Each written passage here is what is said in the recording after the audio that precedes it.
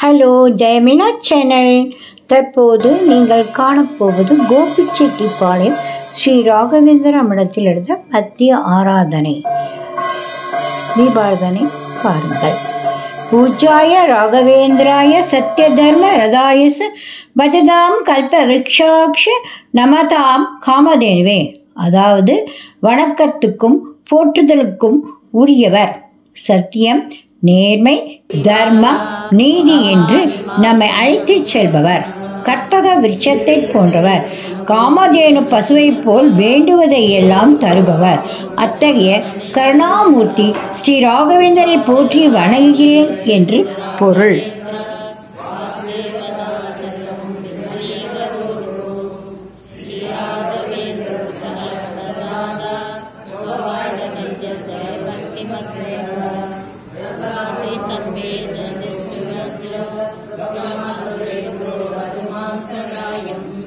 श्रीराघवेन्द्रो हरिपादकञ्च निसेवनालब्ध समस्त सम्पदे देवस्वभावो दिव्यन्द्रमोऽयम् इष्टप्रदो मे सतं सबूयात् भव्यस्वरूपो भवतु खलुल सङ्कानिसेर्य सुखधैर्यशाली तीर्थफलाप्तये सर्वाभीष्टार्थसिद्ध्यर्थं नमस्कारं करोम्यहं तव संकीर्तनं वेदशास्त्रार्थ ज्ञानसिद्धये संसारे अचे सागरे प्रभुदेव सदा दुस्तरे सर्वावद्य जलकरहे अनुभवे कामादिभङ्गाकुले नानाविप्रमदुप्रमे अमितभयस्तोमादिपेनोत्कटे दुःखोत्कृष्ट विशेषमुद्रक्रो मामग्नरूपं सदा ராகவேந்திர குருசோ.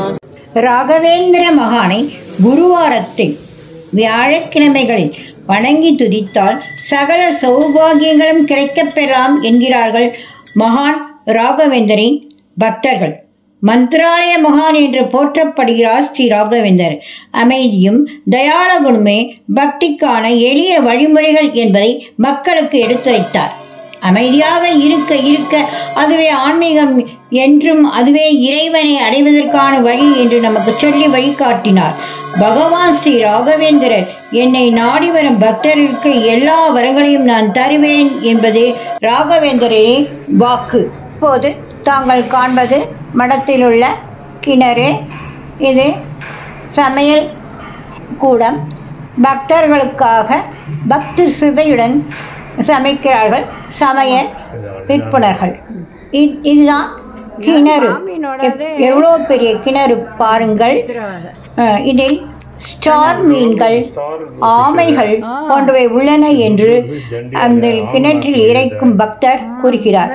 அவர் சுவாமியுடைய பட்டைகளை துவைப்பதற்காக தண்ணீர் இறைத்து கொண்டுள்ளார்.